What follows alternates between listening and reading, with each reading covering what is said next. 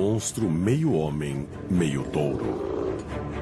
Preso em um gigantesco labirinto, à espera de sua próxima refeição de carne humana. Este é o estranho mito do Minotauro.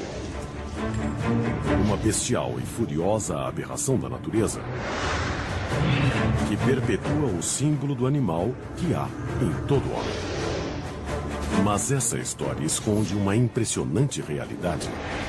Sacrifícios humanos reais, bestialidade, guerra e as ruínas de um labirinto de verdade. Esta é a história real por trás do mito do Minotauro.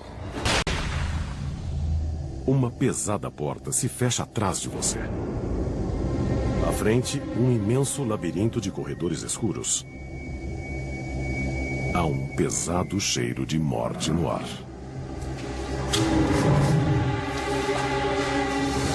Você está preso no labirinto do Minotauro. E não há como sair.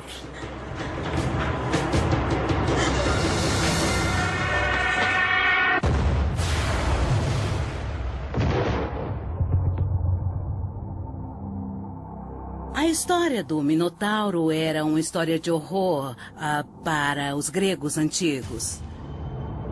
O labirinto era uma câmara da morte.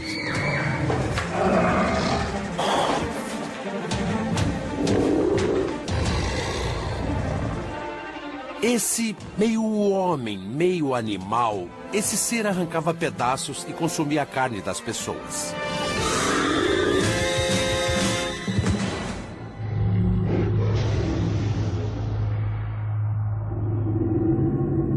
O Minotauro é o filho mutante de uma mãe humana e de um pai touro.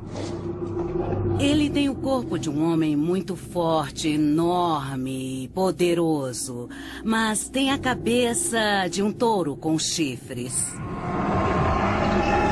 Ele é parte animal de um lado. E essa parte é ávida e faminta. Ele mata e devora a carne das pessoas que mata. Por outro lado, ele é meio humano, o que dá a ele uma espécie de vulnerabilidade, uma humanidade que fica presa em sua parte animal. Em essência, o mito representa a batalha entre a razão e a selvageria, entre a ordem e o caos. Os gregos antigos que contavam a história orgulhavam-se de ser civilizados. Mas o Minotauro era inimigo da razão. Um símbolo dos instintos animais interiores ao homem.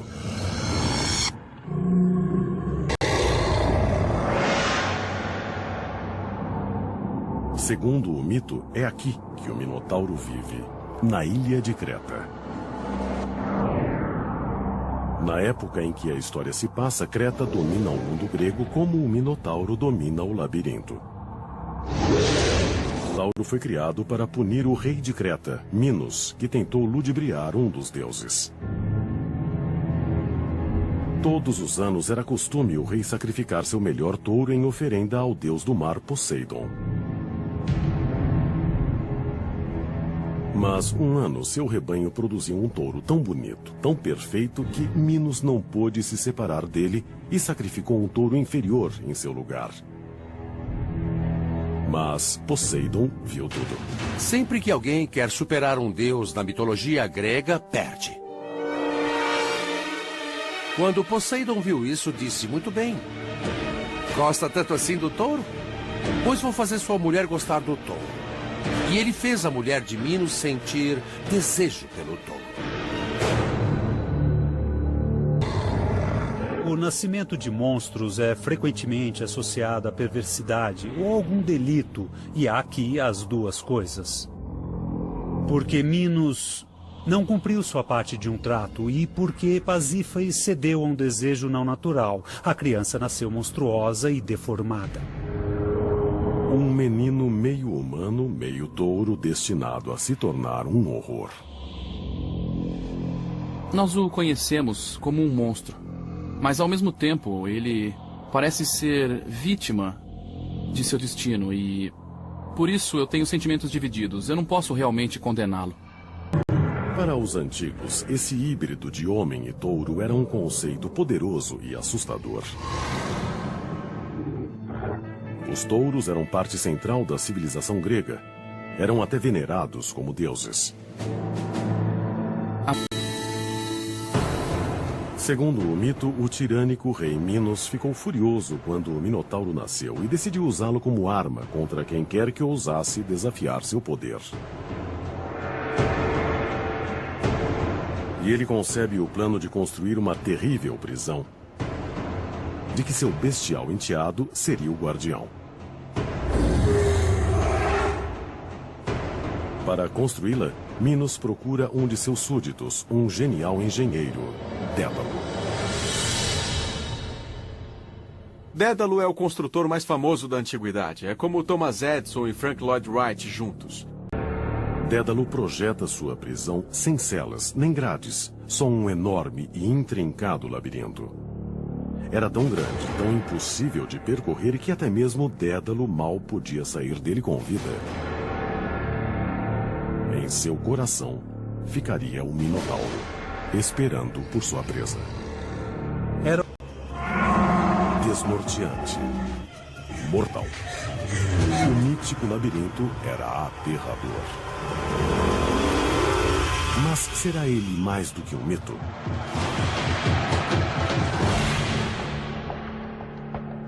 Hoje, na ilha de Creta, há um labirinto subterrâneo que guarda uma inacreditável semelhança com o labirinto do Minotauro.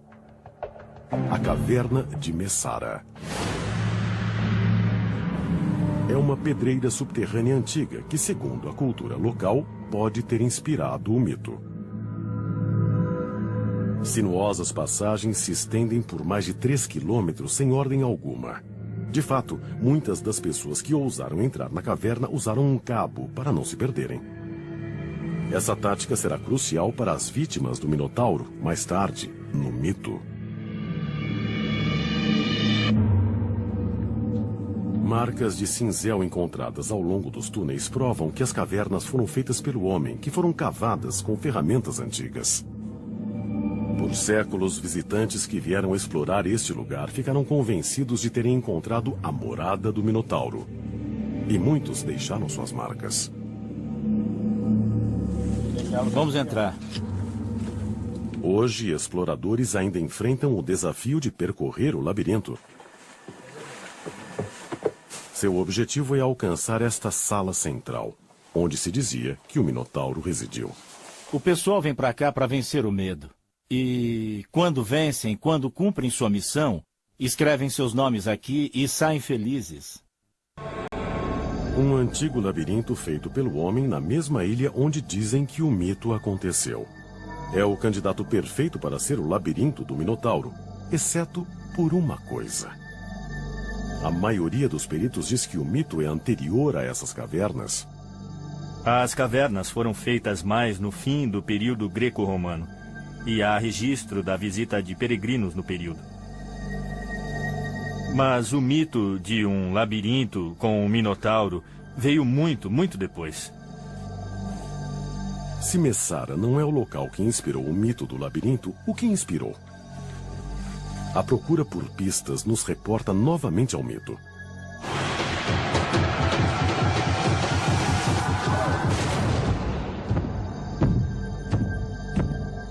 Quando terminou seu labirinto, o rei Minos se preocupou em buscar as primeiras vítimas para a refeição do Minotauro.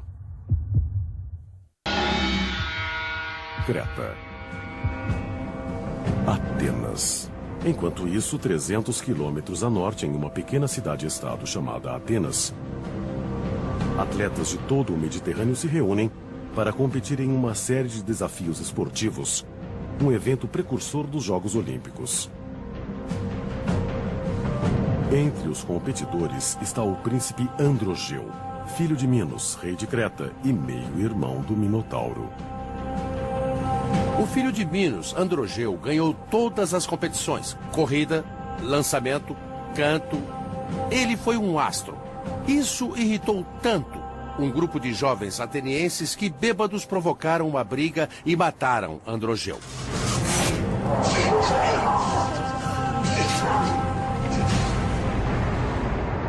O filho de um rei, morto a sangue frio.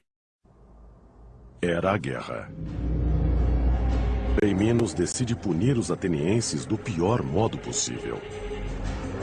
Servirão de alimento ao Minotauro. A frota cretense lança âncoras em Atenas e lança um ultimato. Larga! Larga! Vamos! Minos exige que mandem 7 rapazes virgens e 7 moças virgens ao Minotauro para serem sacrificados. Pessoas virgens eram muito valorizadas no mundo antigo porque se acreditava que sua pureza as aproximava dos deuses. Larga! Larga! Vamos! Larga! Os jovens seriam colocados em um navio que os levaria em condições degradantes até Creta. E eles iriam aos prantos e em desespero até o labirinto, onde seriam devorados pelo monstro. Assim diz o mito. Mas qual a ligação com a realidade?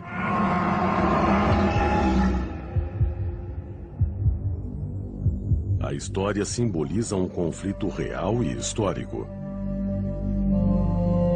A batalha épica entre uma velha superpotência e um estado em ascensão. No início da história grega, Atenas e Creta eram realmente inimigas, mas a pesada frota cretense definiu quem era mais forte. Tanto no mito quanto na realidade, era Davi contra Golias. No mito do Minotauro fica clara a superposição simbólica com a história real. A civilização cretense era muito poderosa e subjugou as cidades-estado da Grécia continental. Os atenienses contavam a história do Minotauro como propaganda política. O Minotauro representava a tirania de Creta. O labirinto era o poder quase inescapável de Creta e as vítimas simbolizavam o sofrimento de Atenas. O propósito do mito era fazer os cretenses parecerem bárbaros e maus. E funcionou. No mito, Atenas é forçada a mandar sacrifícios humanos ao Minotauro a cada 9 anos ou enfrentar uma guerra total contra Creta. Mas por que 9 anos? Por seus registros, parece que compreendiam o movimento da Lua ao passar por várias constelações que passam em ciclos de 9 anos. Essa seria a base para o sacrifício a cada 9 anos. Sempre que houver uma lua cheia no equinócio, será tempo de mandar novos sacrifícios à besta. Enquanto as primeiras vítimas são lançadas no labirinto, um evento decisivo acontece do outro lado do mar. Em um pequeno reino a 80 quilômetros de Atenas, nasce um menino. Seu nome é Teseu. E ele é um dos primeiros grandes heróis da mitologia grega. Um herói destinado a enfrentar o Minotauro. O nascimento de Teseu é de primordial importância para a identidade ateniense. Teseu é filho de uma bela princesa grega e não de um, mas de 2 pais poderosos. Na noite em que foi concebido, sua mãe teve relações com Egeu, rei de Atenas, e com Poseidon, deus do mar.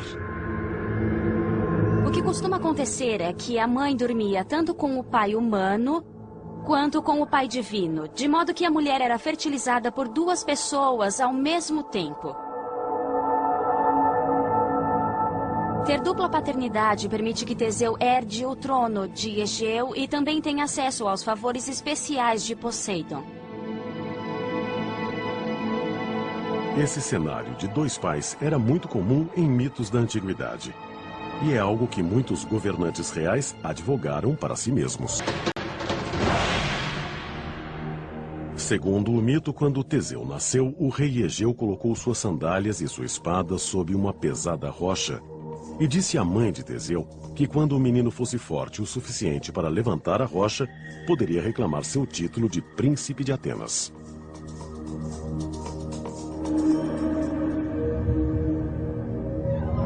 9 anos depois, Creta exige novamente que 7 homens e 7 mulheres sejam mandados em tributo para morrerem no labirinto do Minotauro.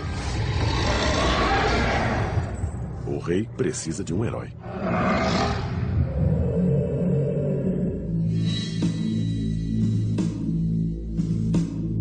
Na terceira vez que Creta exige tributo, Teseu está pronto. Ele tem força suficiente para levantar a rocha que esconde as sandálias e a espada do pai. Ele jura entrar no labirinto, lutar com o Minotauro e liberar Atenas da tirania de Creta. É o clássico enfrentamento entre monstro e herói. Mas há várias evidências de verdades por trás da luta.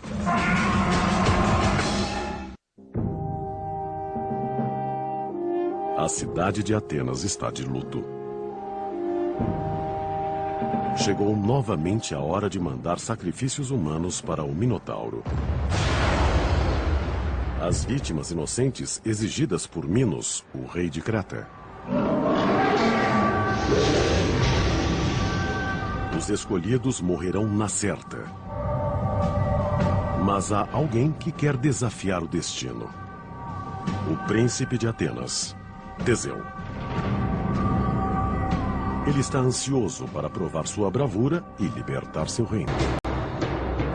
A cena está montada.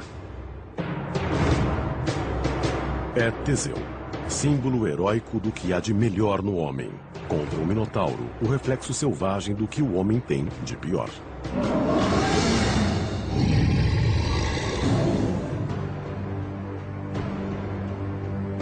Antes de Teseu partir para Creta, o pai deu a ele uma ordem importante. Quando e se ele voltasse a Atenas, deveria usar velas brancas ao invés de negras. Assim, ao ver o navio no horizonte, Egeu saberia que o filho estava a salvo.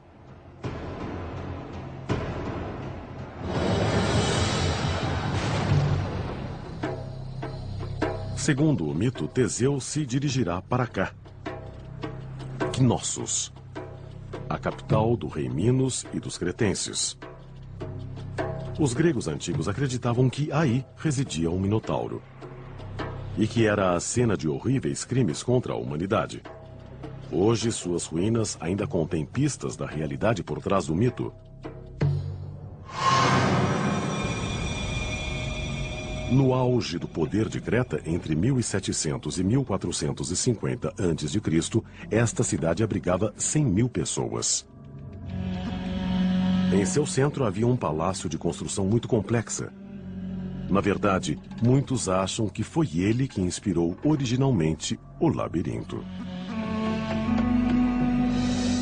Realmente deve ter sido muito difícil alguém se situar no enorme palácio que tinha algo como 1000 aposentos e 5 andares em certos lugares. Havia muitos corredores e não havia vestíbulos. Os corredores iam de uma saleta a outra saleta e não havia um caminho direto para lugar nenhum. Quando os gregos viram o palácio pela primeira vez, não viram sentido nele, daí veio a ideia de labirinto. Imaginaram uma série de corredores, de calabouços ou masmorras escuras. E isso violava o sentido grego de simetria, e gregos gostam de simetria. Escavações modernas dentro do palácio só reforçaram sua conexão com o mito do Minotauro. Por todo lugar há sinais de veneração ao touro. Um afresco achado no palácio representa um jovem lutando com um touro. A cena parece saída diretamente do mito. As pinturas do Palácio de Knossos mostram um jovem nu dando um salto mortal sobre um touro com grandes chifres que parece estar furioso e tenta pegá-lo.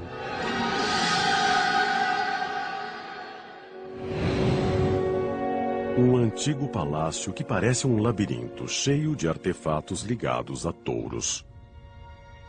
É fácil ver que esse local pode ter inspirado o mito. Mas as conexões não acabam aí. Arqueólogos desenterraram evidências que sugerem que o rei Minos existiu realmente. Esta é uma sala de trono onde ele está perfeitamente intacto. É o mais velho trono encontrado na Europa e tem 3.500 anos. Também foi encontrada uma inscrição em um idioma antigo que pode até mencionar o nome do rei. Nos arquivos do Templo de Creta, havia blocos de pedra que tinham certas inscrições de palavras que parecem ser o nome do rei Minos. Há uma palavra Min-u-te e outra palavra Min-nu-ro-ja, que podem significar Minos, o rei. Rodja é um título real. As pistas sugerem que o rei Minos viveu realmente. Mas a conexão mais intrigante com o mito do Minotauro aparece em outro bloco achado no local. É a representação de uma oferenda à chamada Senhora do Labirinto. Aqui, por escrito, há uma referência direta ao labirinto do Minotauro. É uma ligação inequívoca entre a cidade de Knossos e o mito. Mas quem era essa Senhora do Labirinto? Sua identidade é um intrigante mistério. Peritos acreditam que foi uma mulher de grande importância no palácio, uma suma sacerdotisa ou talvez a filha do rei. No mito, a filha do rei Minos é Ariadne, e ela tem um importante papel no restante da história. Larga! Larga! Vamos! Larga! Assim que Teseu chega à ilha de Creta, Ariadne se sente atraída por ele. Ariadne nota a atitude de Teseu, sua coragem, seu olhar determinado e se apaixona imediatamente por ele. Ela fica vencida pelo seu amor por Teseu e decide então que vai ajudá-lo, porque não quer que ele morra no labirinto como todos os outros. Mas Ariadne tem de agir depressa. Ela procura Dédalo, o criador do labirinto, e implora a ele que explique como se sai dali. Dédalo dá a ela um retroz. Em antigas traduções desse mito, a palavra retroz significa um novelo de fio trançado. Foi isto que Dédalo deu a Ariadne, e a esse fato ficou associada a palavra rastro. A razão, algo que os gregos prezavam acima de tudo, foi o que resolveu o problema. E deu uma resposta simples a uma situação que parecia insolúvel.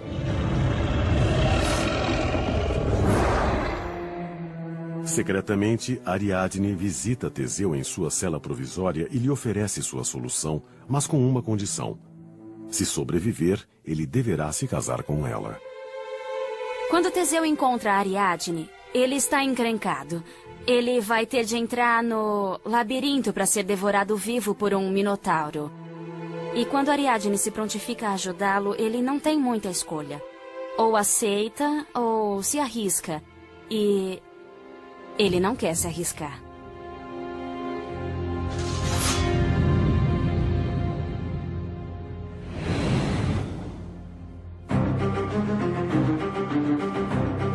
Na manhã seguinte, as 14 vítimas são mandadas ao labirinto. Como animais para o abate.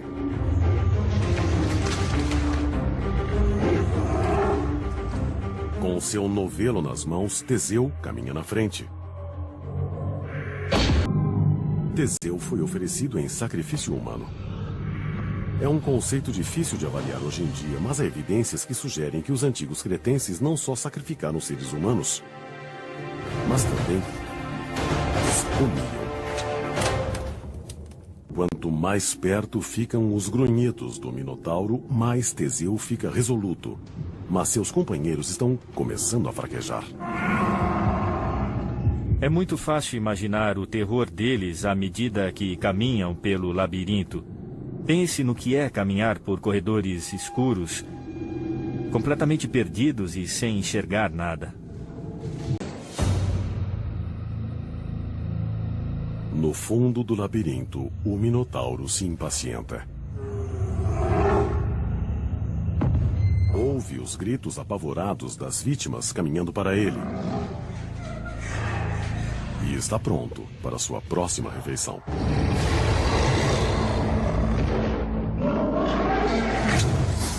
Ele é o inimigo que Teseu precisa derrotar para libertar Atenas da tirania de Creta.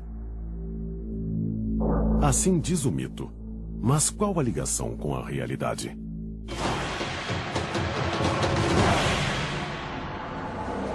A tensão entre Creta e Atenas durante a Idade do Bronze é muito bem documentada.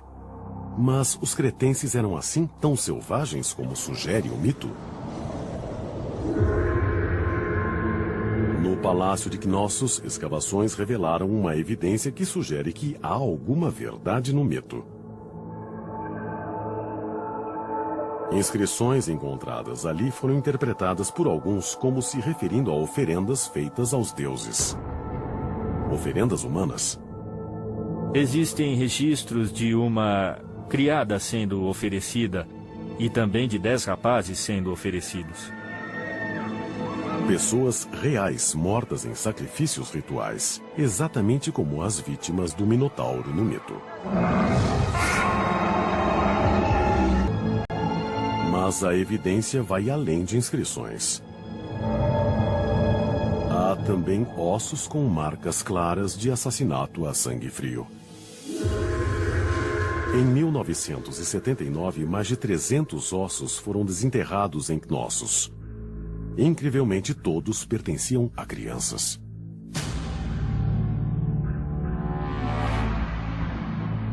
Cerca de 25% dos ossos têm marcas feitas por uma lâmina fina, do tipo que seria usada para separar a carne do osso.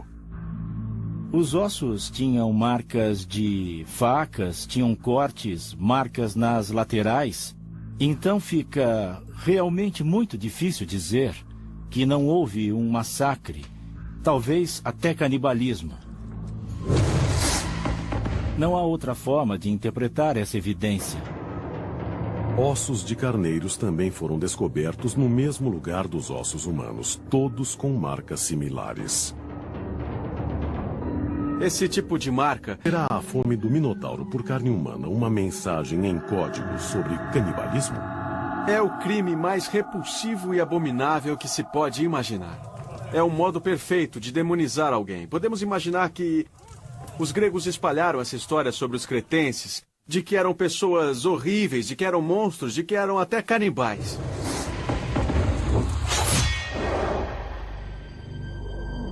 O mito continua. Os corredores do labirinto estão imersos na escuridão. É impossível para Teseu enxergar o caminho. Mas os grunhidos do Minotauro estão cada vez mais altos. É isso que o orienta. Seu novelo de fio já está pequeno agora. Tem um quarto do tamanho que tinha quando entrou no labirinto. O monstro está próximo. Ele sente o fedor do sangue nas paredes, ele vê os ossos das vítimas anteriores. Em um canto, ele vê alguém dormindo. Até a respiração do Minotauro o enche de pavor. Mas essa é a diferença entre heróis e pessoas comuns. O herói sente medo, mas o domina e persegue o grande feito. Teseu ataca, pegando a besta semi-adormecida. Teseu se aproxima. Surpreso, o Minotauro salta e ataca. É uma luta entre o machado e a espada. O futuro da Grécia e de Creta está em jogo. Dentro do labirinto, Teseu encurrala o Minotauro. Depois ele bate e ataca.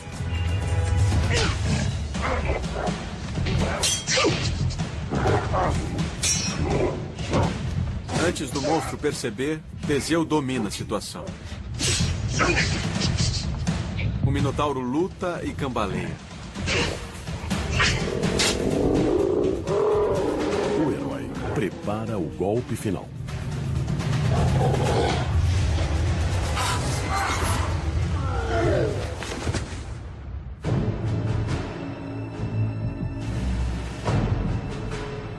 Minotauro, a terrível criatura de alma torturada e cativa, está morto. Teseu, filho de Poseidon e príncipe de Atenas, destruiu a maldição do rei Minos. Da razão personificadas por Teseu superaram as forças da irracionalidade personificadas pelo Minotauro. Mas não há tempo para celebrar a vitória. Já vai amanhecer. Teseu tem de se apressar se quiser escapar à fúria do rei Minos. Ele matou o Minotauro, mas a história não acabou, porque é claro que Minos vai ficar furioso. Ele tem de voltar logo, sair do labirinto e voltar para o seu navio.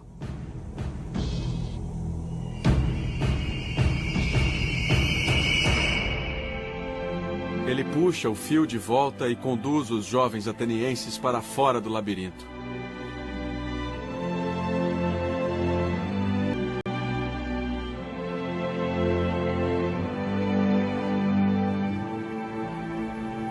Ariadne, princesa de Creta, passou a noite toda à espera de algum sinal de que Teseu estivesse vivo.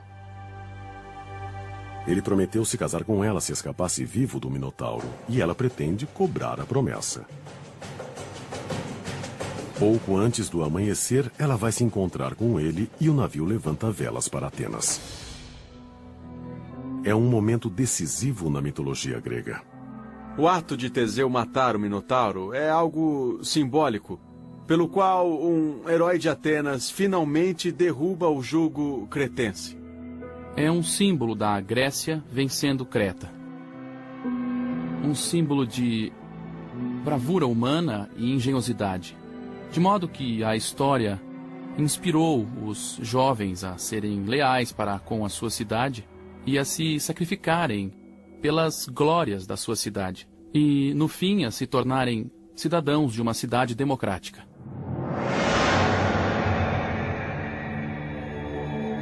Teseu deixa Creta como herói, mas sua viagem para casa vai terminar em tragédia. Quando saiu para combater o Minotauro, Teseu prometeu a seu pai, o rei Egeu, que içaria as velas brancas quando voltasse para casa para assinalar sua vitória. Todas as manhãs, durante meses, Egeu vai ao mesmo rochedo e procura avistar o navio.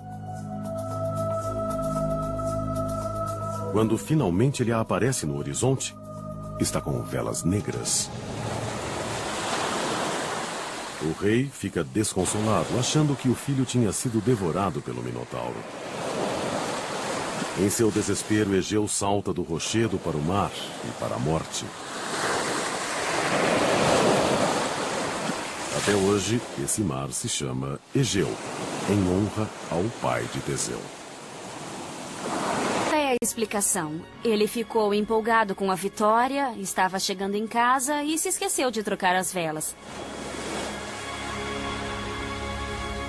A súbita morte de Egeu é uma consequência chocante. Teseu chega não apenas como liberador de Atenas, mas como seu novo rei.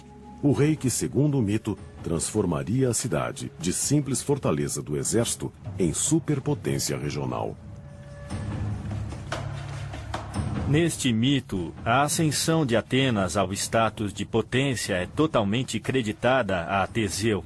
E o mito parece ter sido escrito em parte para provar isso. Ao adotar Depois dos dois reinos desaparecerem na história, o mito de Teseu e o Minotauro perdura.